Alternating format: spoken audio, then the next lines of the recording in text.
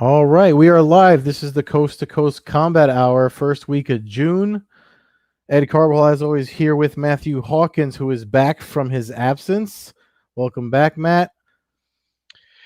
Yeah, it was nice to not nice to miss a show, but nice to get out for a weekend. I managed to the campsites at the local lake opened, so got out there with a couple of my friends that I kind of work with, so that I'm already around, and they set up their RV. I put a tent out and did a lot of drinking and Hmm, a lot of carne asada eating. So uh, nice. definitely not the worst weekend.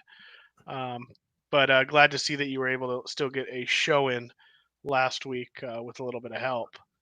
Yeah, I mean, it's a pretty rough time all around. So I don't know if it was. It's the worst weekend is debatable, but yeah, yeah, we still got something in me and Shamir Peshewa. Yeah. Before we get rolling here on, since I wasn't around last week, I wasn't really able to bring it up, but I just wanted to send best wishes out to Dirk, aka Wild, founder of the MMAcommunity.com, dude who kind of pushed me to pursue a little bit more than just being a fan at events, do a little writing and kind of was the initial spark that made me think about doing a podcast. And without his website, obviously we wouldn't know each other, and this show would have never come about. But his daughter passed away on Memorial Day. So I just want to send the best out to his family. Let him know that we're thinking about him. The entire MMAcommunity.com forum is thinking about him, and if he needs anything, he's got my number, and reach out and ask if there's anything I can help with. And just tough times all around the whole world right now. But that's on a personal level. That's just it was devastating news for his friends and his family and forum members last week. So just best wishes to him. So I want to say that, and then yeah. So I imagine we did have a UFC fight night on Saturday night, aka I guess UFC Vegas. I'm not sure how these numbers are going to go these days. I don't even I want think it's ESPN 9 now. I'm to. not sure. UFC Yeah, on I ESPN guess 9. so. What is? Oh, according to Tapology, it's also known as UFC Fight Night Apex. So there's just I don't even know anymore. And the numbers They're in and stuff Vegas is this whole ridiculous. month, so they may as well all be UFC Yeah, Vegas. exactly. So it's gonna be Apex 1, 2. God only knows how it's gonna work out. But yeah, did you? I imagine you watched the fights live since they were on Pedestrian ESPN. Yes, I did actually. Good old Comcast had the guide wrong, but luckily I recorded it. They had them starting like at 8 o'clock. They actually started at 6 o'clock my time, so I was like drinking with my family, trying to forget about some of the bad stuff going on here in Jersey. And then when I got home, I think the second to the last prelim was on, and I was like, "What the f is this?" And then so luckily I recorded it though, and I got to watch all of them, over the whole weekend. But yeah, man, was definitely a good weekend. Good weekend, especially for Mr. Gilbert Burns, who's been fighting his way up the ladder. Caitlin Chukagian, who's from out in my area. I know she picked up a win. Just trying to think of the highlights off of the top of my head. And obviously, that Brandon Royval Tim Elliott fight is one that folks were talking about. So I know you caught it after you got back from doing your Survivor Man thing. What stood out to you? I mean, first of all, the main event. I mean, Gilbert Burns stood out. I mean, he was. Yeah, There was obviously some better fights, but I don't think there was any better really performances than Gilbert Burns. I mean, for 5 minutes, for 25 minutes, 5 rounds, he dominated a former world champion. yeah, Only one fight off of losing his title. Although it's been 15 months or so since Woodley had lost that belt in his last fight. And man, I just think that the guy's just constantly improving. I think that during this time, all those grappling and submission events that he does probably has helped quite a bit. yeah, He managed to keep busy during a 6-8 month period where realistically he probably would have had one, maybe two MMA fights at most. yeah. Uh, Seems like he squeezed in about two or three. Um, Well, I mean, if you look at his, if you compare the two welterweights, Woodley and Burns, I mean, all of December he competed in 3 grappling events: Polaris, Quintet, and Submission Underground. And Mhm. then obviously he did the first closed off event in Brazil. So I mean he's actually headlined 2 pandemic events and won them both um, with no fans. So I feel like that he's probably leading the charge as far as if anyone's taking count. And like you said, man, he dominated Woodley, but I feel like I don't think we should ever I think there's something to be said for his activity versus Woodley's inactivity. And I know Woodley said he went to Thailand and did all this other stuff to try to reassess himself after the loss, but I think that's just one of the things that shows that the more actively competitive you are, it just does something different for you. And like you said, it's 15 months for Woodley, so I feel like that may have played a factor. But I mean, shout out to Woodley though; he didn't get finished. You know what I mean? Like he is a former world champion, so when you win by decision, that still says something about the guy that you beat, that you weren't able to finish him. Which I mean, if you look at my Sherdog picks, I actually called Burns to win by decision for that very reason. Yeah, I didn't get to put my pick in, but I was leaning towards him, um, and I didn't imagine there probably would likely be a finish on that side. I felt like if there would be a finish, it would have been coming from Woodley with a big punch. But yeah, I mean, I just thought he looked great. He keeps moving up the rankings. He's now number one contender, at least rankings wise. I don't think the UFC necessarily knows what they're going to do with that division with Leon Edwards and Colby and Masvidal and then of course the champ Usman. I think they're kind of trying to figure out how to mix and match these fights. But yeah, I mean that stood out to me. Of course, you know Coast-to-Coast Combat Hour alumni, Billy Quarantino, Oh yeah, picked up another win. So he moved to 2-0 in the UFC. A little tougher than his previous fight. His first fight, he really dominated. This one, he had a great back and forth fight with Spike Carlisle. yeah, Avoided some trouble early, and then I mean, kind of as I guess he's predicted with his cardio and stuff, he managed to take hold of the bout in the yeah. second and third round. And he called on it, Carlisle. He had called him a first round fighter. They mentioned that in the during the broadcast too. But I mean, for Quarantillo, I mean, if I'm remembering right from his contender series fight and the fight in DT, I mean, I feel like it's risky for him doing these later these 3 round or all round later round. It's like he turns it on. He does like the Rocky Clubber Lang thing when they did the rematch in the boxing, where it's like in the later rounds is when he starts to turn it up. And I feel like that's dangerous for him. So maybe that'll change, because obviously he's like he's during his post fight interview, we're gonna see a lot more of him. But I feel like the more he moves up in competition, that might be a dangerous way to fight. But shout out to him. Hopefully we can get him back on here. I know he's part of the Florida connections and jiu-jitsu that we have. So I'd like to get him back on here, and maybe we can talk about it. Yeah, no, hopefully these cards are getting thrown together so late. Once he was announced, it was Mm-hmm. you just I don't feel comfortable uh, pursuing anybody right when they got such a short time to prepare Yeah, for especially if they these blow fights. you off. Like, 'cause I've been trying to get. I tried to give Gilbert Burns before. Now he's number one ranked contender. I was supposed to interview him the day he spoke with ESPN, and it was literally like, "Hey, you gonna have time for me?" And then, of course, ESPN called, and he forgot all about me. I mean, Yeah, shout out tell to him not to Gilbert Burns. forget He's about the little people, yeah, Gilbert. Don't forget about yeah, the people that were interviewing you before. yeah. No, he won't. He won't. He's super nice, but I do have to. There is, this is a ball breaking podcast, and I definitely got to break his balls. Yes, Yeah, sir. no doubt. But a huge win for him. So that's I mean it's tremendous. And I mean I hate to say it, but I kind of feel like maybe we may never see the Tyron Woodley that that became basically a UFC MMA Hall of Famer.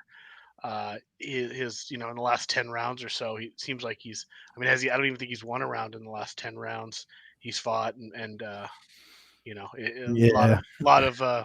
of 50 44s and such. So, but he's fighting I top think competition. At some point, you take a step down, and like I said, he hasn't kept active. Looking at Gilbert Burns, I mean, like you said, he had the fight in Brazil. Just between, I know it's still what 5 months ago, 6 months ago almost, but between the end of November, the November 30th, and the New Year, he had 5 submission grappling matches. yeah. So I mean, as this pandemic hit, he was just coming off competing a ton of matches. So Yeah, and I it assume just I seemed, assume your math includes the quintet and the multiple opponents that he faced. yeah, I see. You I know what I didn't mean? count Like, that. Yeah, yeah, yeah, and maybe that's why it. it's Yeah, crazy he had, though. he had Polaris on the 30th of November. Um, then Edwards. Okay, so yeah, you're right. He had three. Yeah, you're right. You were right initially. He had three, but he had three guys in one night. Yves Edwards, Sakuraba, and Jake Yeah, Shields all exactly. It's all like, in one night. All wins. So he kept fresh. And then he had and then he had lost to Craig Jones, but um, it's Craig Jones in jiu-jitsu. It's Craig yeah. Jones, yeah, and then he had the fight with Maya. So he kept his name out there. He kept competing. Uh, Huge for him. Like I said, Billy Quarantillo. You mentioned Caitlin Chukagian.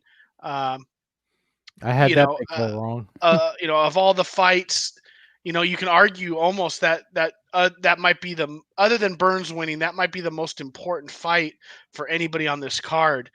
She's coming off of a beatdown loss, essentially to Valentina Shevchenko for the world title in February, and to bounce back with such a dominating performance against the sister Antonina Shevchenko. Um, to me, there's we've talked about it in the past. When you take a beating, you don't know how someone's going to rebound. A lot of times, that it's essentially the end of someone's career or the real downside slope of it, and you tend to see.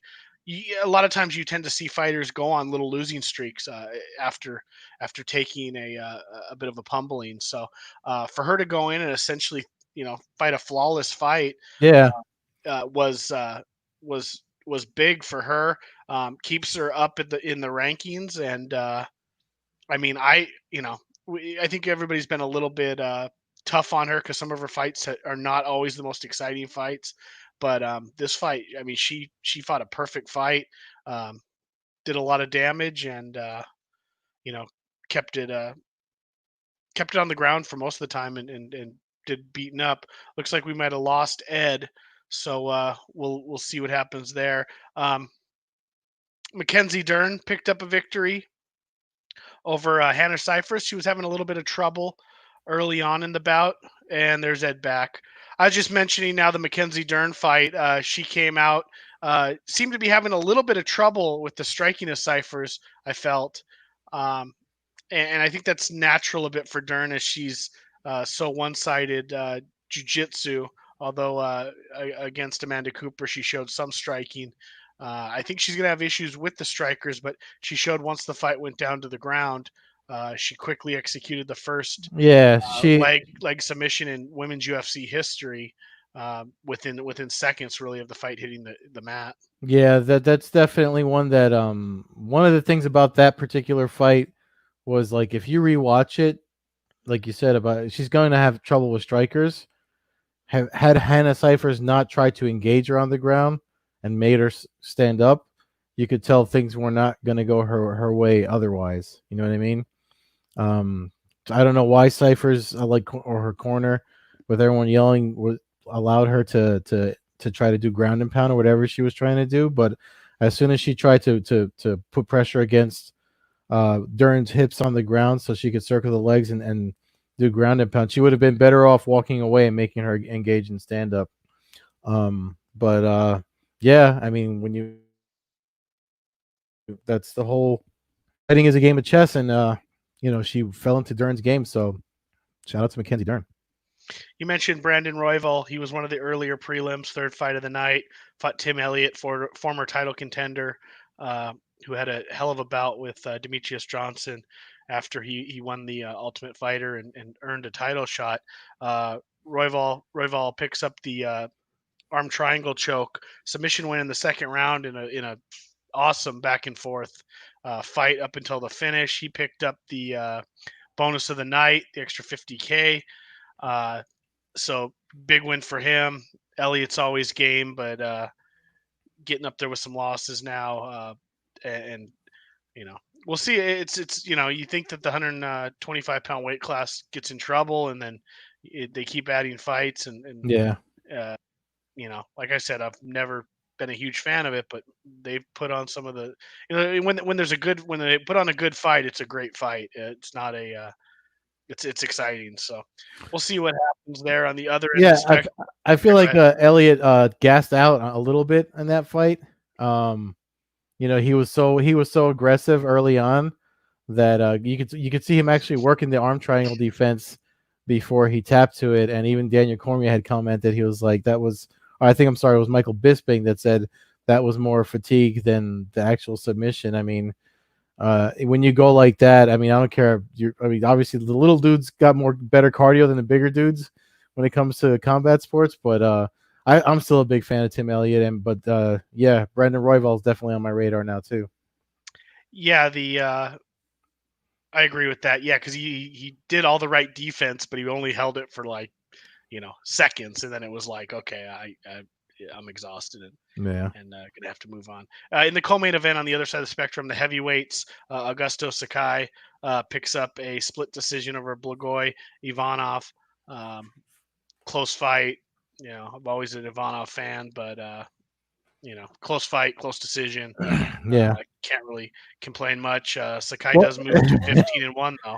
talking about can't complain much, but Sakai is complaining about the split decision versus unanimous. But I mean, and he did a cage grab. I feel like if anything, him if he tries to like fight it, maybe they'll look at that and be like, yeah, you're right. You know what? You lost because of that cage grab. Yeah, I mean But that's just stupid. It is funny to see. His last loss was to Czech Congo at Bellator. Since then, he he's on a nice little 6-fight winning streak. 4 of those in the UFC. So we'll see how that goes there in a fairly shallow heavyweight division. He should move up the ranking, especially with that record and has only lost to a very game Czech Congo in Bellator. So that pretty much wraps up last weekend. We got a little news over it seems like there's been controversy everywhere, as we were stating earlier, yeah, but it seems like we got a little online / behind the scenes social media brawl going on between Dana White and John Jones, the light heavyweight champion of the world, UFC light heavyweight champion of the world, and he's basically saying that he's given up his belt and asking for a release after feeling snubbed by Dana White, basically claiming he's asking for way more money than he's worth. Didn't know if you had any kind of take on that situation, or it's kind of a tough situation to be in. You got two of the most I don't know. I don't want to say dishonest people in all of MMA, but two people who have not exactly don't have there's a history there of kind of changing the truths a little bit. Let's just say. well, I mean, it's a weird play because of the time we're in with everything going on and the financial like part of what we're going through.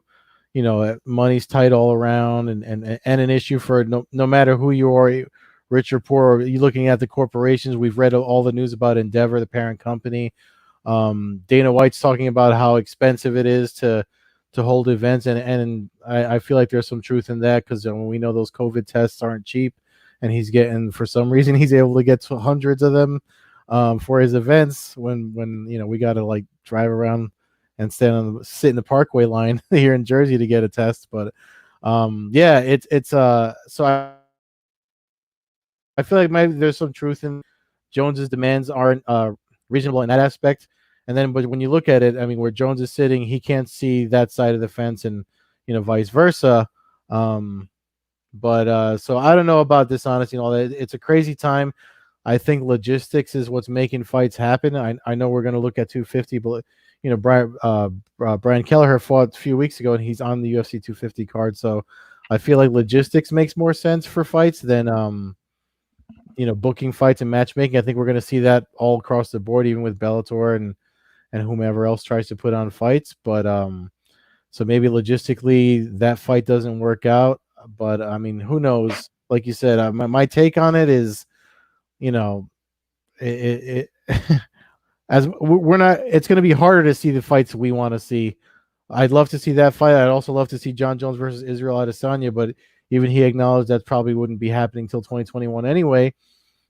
So I mean, Fight Island or not, with all the restrictions and stuff in place because of the pandemic and everything else going on in the world, I mean, I think that we just kind of have to work with, especially the UFC has to work with the fights they know they can put together, and there's obviously like financial points that need to go into the decision making process. So maybe trying to get huge purses isn't the best move right now. Yeah, without knowing the financials, you never know. I mean, I Jones kind of acted like he didn't ask about for more money and stuff, but or didn't give a number. But I have a hard time believing that you don't go into negotiations and then not ask for something. If you I don't, feel like that's the first thing they ask for. How much are you gonna pay me? you'd think you'd establish kind of where what you think your value is and go from there. I don't necessarily think the numbers that Dana White, I'm not sure he's asking for 30 million. The That seems Deontay like Wilder stuff, yeah. Yeah, that seems a little bit out there.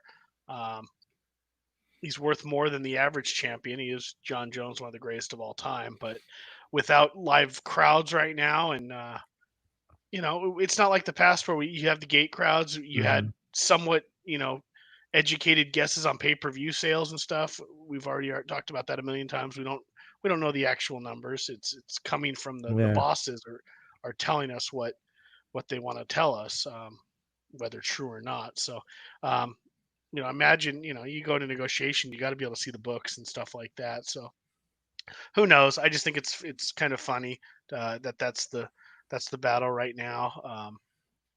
I don't know who else. It all depends, like you said, logistically, who's in the country, who's in a in a country that they might be able to get out of, if there even are many of those right now. Hmm. So, it almost feels like, in a sense, they kind of went way heavy with UFC 249, and now they're kind of having an issue filling out some of these cards a bit, uh, because there is only such a, when it comes to the top fighters, there's only so many in the pool available Yeah. in the United States. So, and not only that, but like with Stipe Miocic in the United States in a state where they're able to really train and do what they need to do to feel And like he's a they're first ready. responder probably busy too. So I know that we probably talked about that before, but that's one of those things that, like, I know Daniel Cormier is saying, like, we need you to fight. They're looking at August for that fight. Dana White said on ESPN, and a couple other sources out there were saying that August is the possibility. But with the way things are going, um, who knows? I mean, I certainly would want Stipe to be at the top of his game for that fight and get whatever training that he thinks he needs. Same as Cormier, same as any champion or contender would want. You know, I think the guys that get it done during this time, deserve some extra credit, win or lose, but that can make it to the first bell and stuff like that. But I mean, I don't know, man. Yeah, it's definitely logistics, but I think we have to take into account what they're going through personally as well, and the states that they're in with the restrictions in place. So Exactly. So that brings us then to this weekend, UFC 250 pay per view. Kind of hurts me to actually say that. Uh, don't I just this is one of those cards where it's one of those cards where especially as of about a week and a half ago, it was real thin. They did do a decent job of filling in some stuff. But the event, as YouTube viewers can see, is headlined Manda Nunez versus Felicia Spencer. Uh, Pay per view kicks off with Sean O'Malley, undefeated, 11-0. Good to have you back, Paul. Glad you're listening again. yes, sir. Sean O'Malley, Eddie Wineland. Eddie Wineland, former world title contender, 2013 bout lost to Henan Barao. I think it was at UFC 165. Uh, and he lost that fight. Kind of been back and forth since then. Fights the up and coming, real popular Sean O'Malley. What's your take on that bout? You know, Sean O'Malley's never really had a boring fight. Got let off the hook a bit by one of his opponents, but other than that, he's been pretty explosive via with his Yeah, grappling and striking. yeah, and he also has that body type that I mentioned often. That he's an ectomorph who tend to always do well in combat sports. So I don't see him not doing well on Saturday. I haven't submitted my picks officially to any other places I write for, so once what we talk about on this podcast is definitely going to be what I submit universally, but that's definitely something that stands out to me when I look at O'Malley matched against anyone for that matter. I got to give credit where credit is due. Perhaps they are listening because this is the first time I can remember where a main card bout had the correct records for both fighters on Oh UFC.com. wow, maybe somebody's watching. Yeah, no, you never know. We got into somebody's ear Yeah. with the mocking of their website. We will see as we move up the card here. If I'm putting a bet down, I'm certainly not betting that they fixed everything that needs to be fixed. But anyways, uh, I'm gonna go with O'Malley. I think Wineland's on the downside of his career. I think O'Malley his grappling game is really what's changed my opinion of him. We saw him in Quintet do real well. That changed for me because his striking was always fairly dynamic. Like you said, he's got the body type, uh, the length. Yeah, the Uh, stats on their website seem to lean towards O'Malley too. It's hard to pick against him. Yeah, no, I mean, I'm going to pick him. The only way I see him losing is if Wineland really grinds the hell out of him and kind of does the veteran thing where he's able to take him into deep waters in the third round. And then maybe O'Malley, who's been a pretty good front runner in a lot of his fights, uh, is has to deal with some controversy and maybe we see a little bit of a chink in his armor. But I got to go with O'Malley right now at 11-0. Yeah, What's but Paul saying? Paul, he's mentioning the USADA mishap, but he's like agreeing with us about his body type. Yeah, I mean, I think USADA mishaps are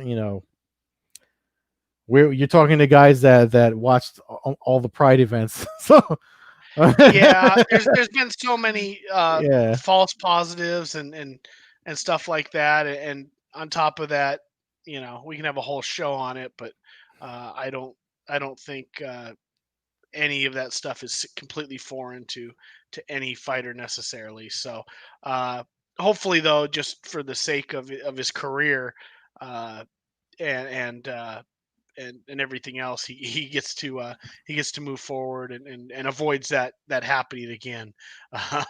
Yeah, exactly, Paul. But yeah, I go with O'Malley. It sounds like you're going with O'Malley. yeah, Uh, for Good sure. fight added late to this card, opening up the pay per view. Be fun from there. From that fight, move on to a man that I kind of wrote off prior to his last fight, and he proved me completely wrong. Neil Magny faces off against Anthony Rocco Martine. Um, I'm not going to do it again. I know uh, Magny had the tough fight with Ponzinibbio, but other than that, he's pretty much uh, done what he does to a lot of fighters. I thought that I don't know if I was just swayed by his KO loss to Ponzinibbio, but I'm gonna go with him until I see him lose again. I'm back on the Magny train. I'm not gonna underestimate him any longer. No, no, it's hard to in this fight. It's hard as much as I like Anthony Rocco Martin. I I feel like Magny might be a little too big for him just overall. So I think I agree with you. Paul asks a good question. I mean, because it's showing on the UFC website, are they fighting at welterweight or lightweight? Which is a good question. I know I have some notes from something I wrote earlier, so let me look that up. But yeah, that's a good question. Where's my 5 fights? Here we go. That's on the pay-per-view. Welterweight. Tapology has them both listed as welterweights Yeah, currently. that's at welterweight. So that's good. I think especially now with late notice and Yeah. the cutting isn't necessary. So that just makes me that makes me lean towards Magny more too. Just because, like I said, if Martin is somebody that's bounces between lightweight and welterweight, and Magny's kind of just always kind of been a welterweight, then it's just more reason I think he can win. Yeah, he's the gamblers got him at as a -150, so slight favorite. Basically have Rock Martin at even +120. So real close fight betting wise. Mm-hmm. Like I said, I'm just gonna go with Magny because I kind of dogged him and thought that I didn't think we'd see him on a main card again if I'm being completely honest, but he did his job in his last fight, and it's back on a UFC pay-per-view main card. That moves us to a fight that is barn burner. Aljamain Mm-hmm. Sterling from your neck of the woods versus Corey Sandhagen. Uh, Let me see here. And the Magny record was a little crazy, but it does look like they have Sandhagen and Sterling. No, sorry. Sterling has 18 wins, so it was short-lived. But Yeah. anyways, I'm going with Sandhagen. I think his length, his striking will cause Sterling some issues, and I don't see the fight hitting the mat all that much where Sterling would have the advantage. Um, so I mean, I guess that's it. We had a 3-round fight here. It's a shame it's not a 5-rounder. Yeah, it is. That could change things. So I mean, I got to go with Sandhagen. I'll go with the decision because I don't think he's finishing Sterling inside of 3 rounds. So I mean, these guys, with everything going on at bantamweight, with Henry Cejudo retiring, I feel like they're both going to have a fire under them to maybe not let it go to the judges. Because obviously, I mean, not for nothing, Sterling's been making his argument for for a title shot forever, and he's number 2 ranked. Sandhagen's number 4, so it's kind of like they're gonna try to prove something. It's definitely gonna be a barn burner. And I'm not gonna go against a Matt Serra, Henzo Gracie, Northeast guy. So I'm going with Sterling out of my jiu-jitsu loyalties. Not surprising. Definitely not surprising. This fight should be the main or the co-main event. Yeah. But the listed co-main event, Rafael Sunsao, 27-7, faces Cody Garbrandt, the former bantamweight world champion, coming off of 3 devastating losses in a row, dropping his record from once 11-0 to 11-3. And the Sunsao is 27-7, so they eat that one. Both these guys had issues with TJ Dillashaw in their career. Mm-hmm. Sunsao had a loss within the last couple of years to Marlon Moraes, but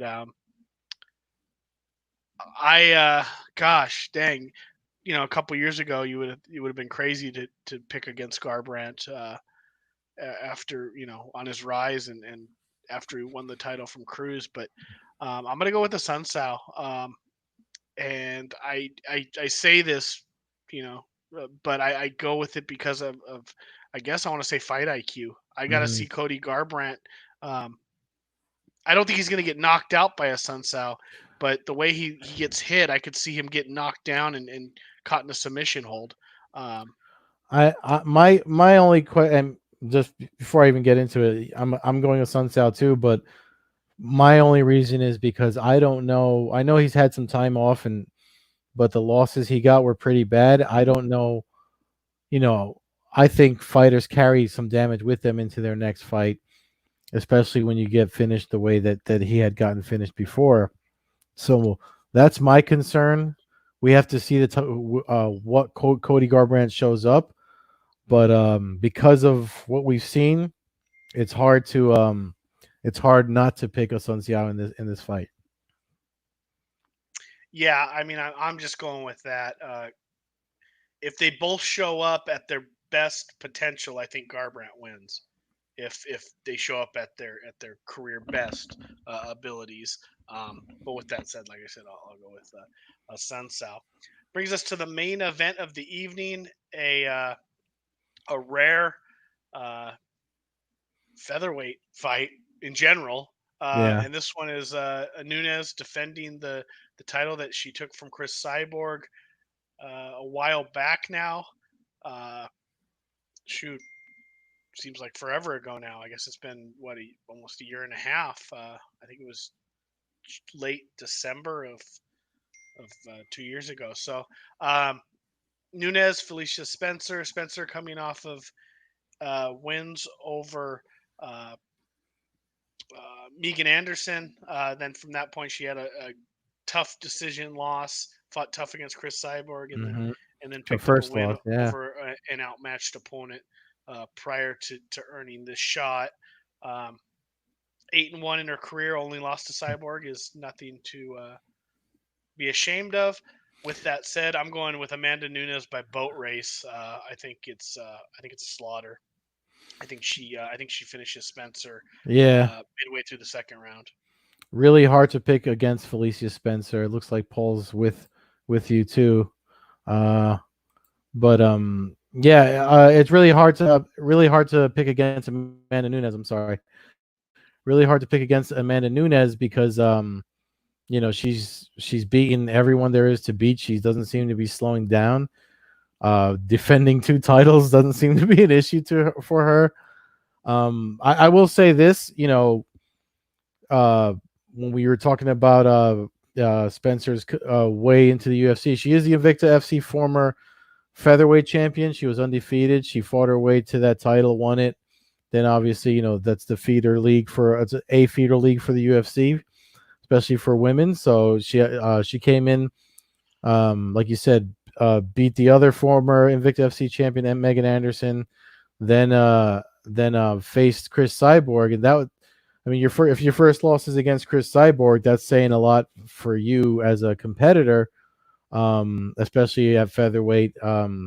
And it was a decision loss. And if I remember right, didn't she cut Cyborg pretty bad in that fight too?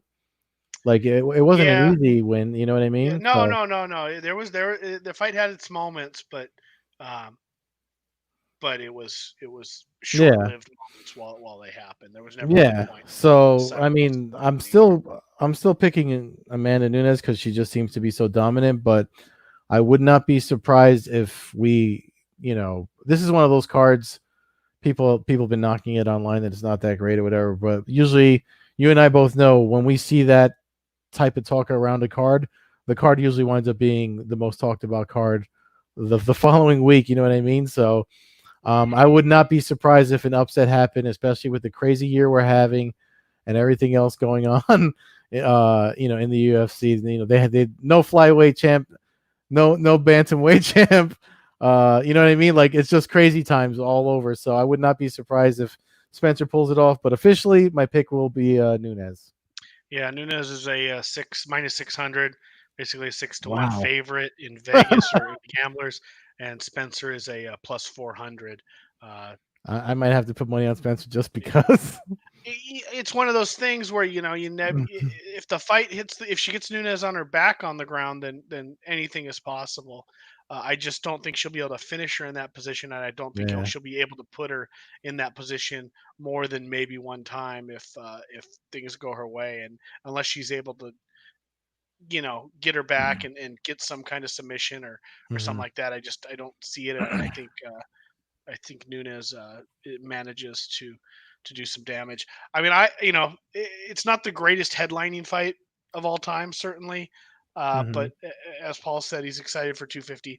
The four fights on the main card I'm slash excited just undercard. because we have a fights this weekend. Yeah, I mean, you got fights, but there's put some potential barn burners there. If everything lives up to potential, which you never know. But yeah, I mean, it appears we've got events lined up now for a while. Um, checking the schedule because no matter how big of a fan you are these days, you can't really keep up with the UFC dates and who they got going. But right Mhm. now, so this is June 6th. Right now, they're showing an event on the 13th. I versus Cavillo, another main event that's catching a lot of heat. But it is a free event on, well, it's ESPN Plus, so it's not free. But we got Blades versus Volkov the week after that, and then the following week after that, Poirier versus Hooker. Mhm. Um, and then it looks like currently after that there'll be the big July pay-per-view in theory, the normal fight week. Um, It looks like Obviously, it's there gonna will be on not be a Fight fight Island week now. any Yeah. longer. Um, I have hotel rooms already paid for, so I may just go out there and eat barbecue and pretend like it's fight week number 10 or whatever it is for me. But Well, wear a mask. yeah, we'll see. We'll see how Vegas unfolds. They opened Yeah. up, I think, yesterday some stuff. So in the next couple weeks, we'll get a feel for it. But I think that's about it, man. Get to watch pay-per-view fights, talk about this again next week, and keep looking forward to fight after fight. So after that little drought we had, like you said, it does feel good to have a schedule laid out again in front of us. Yes, sir. So, I guess that's it for this week. Thanks again to Shamir Peshewa, filled in for you last week. If folks want to listen to that audio is up. Just a quick little housekeeping note for folks. If you haven't noticed, the audio has been slow on the podcast since the pandemic started, and that's something going on at YouTube. It is an 11-hour gap from when we do the live stream to when I can process the audio.